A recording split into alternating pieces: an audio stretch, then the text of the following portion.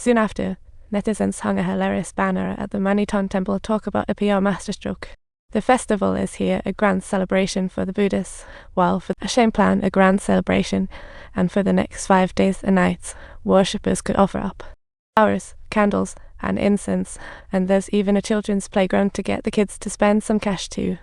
This grand ceremony drew not only worshippers' interest, but also some unexpected guests, such as the abbot of Maniton temple suddenly showing up. He had a secret chat with the head of Pure Land Temple that lasted longer than a game of I See Seeing Me. The head monk thanked them for their contributions, but decided to end the partnership, telling them to back off from temple affairs. Asheng was rolling his eyes internally. He thought the head monk was using and dumping. The monk was naive. He knew Asheng's true motive. Initially, the head monk pretended to be oblivious, aiming to revitalize his temple via Asheng. However, Asheng ended up feuding with Maniton temple. He wasn't about to stick his neck out for Asheng. Seeing the head monk's firm stance, Asheng and the crew could only leave in silence, falling into yet another financial pickle. Had to reverse the situation. At night, Eikakai patrolled with a flashlight and passed by the abbot's room. He saw the light on, door ajar, and the monk lying on the floor, as if in Buddha mode.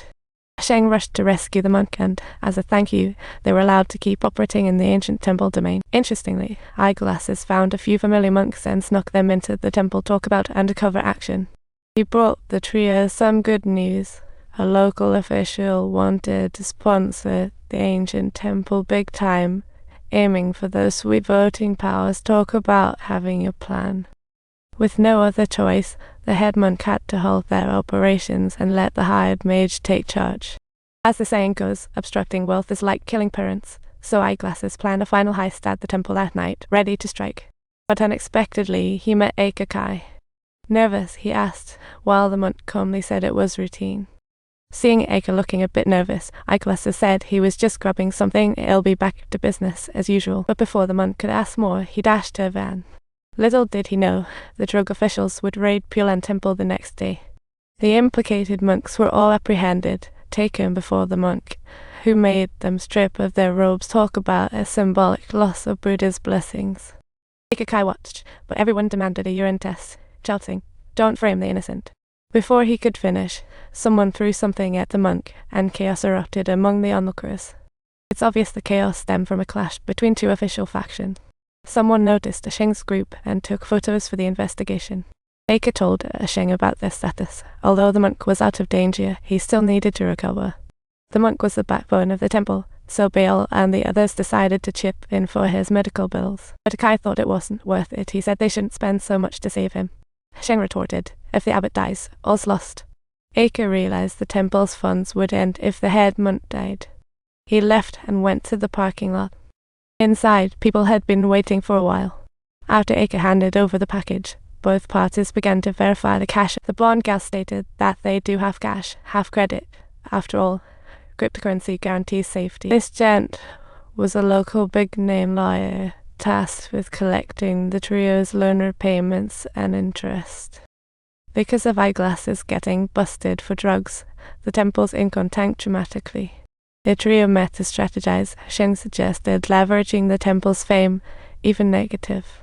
All they needed was to spin a tale about the temple to draw in some traffic. Glancing at Eika's trinket, the idea for a temple amulet popped up. Even though he wasn't a believer, he was spending time near Buddha every day. With the idea, they decided to launch amulets, featuring Pure Land Temple's Buddha with a beehive chin. The success of the amulets would largely depend on how famous the monk who blessed them was. Asheng seized the opportunity to promote.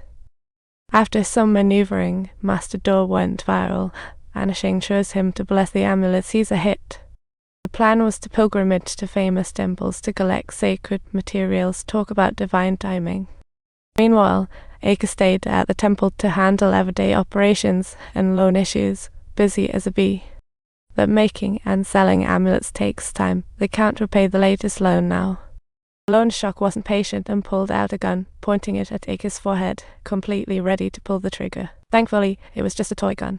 Eika nearly had a heart attack. Back at the temple, the cops were unexpectedly waiting. The police suspected Asheng and the others were involved with Eyeglasses and started probing their operations. With both the cops and the underworld Watching them, Eiko was on the brink of losing it. But Shing's amulet production plan was smoothly rolling. The first batch was hot off the press. However, after the previous drug busts, the temple's profits were a disaster.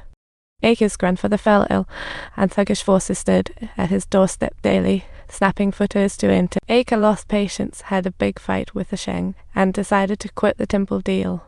Shen understood the key issue was Cash choosing to go all in. It was about to be a battle of ultimate marketing.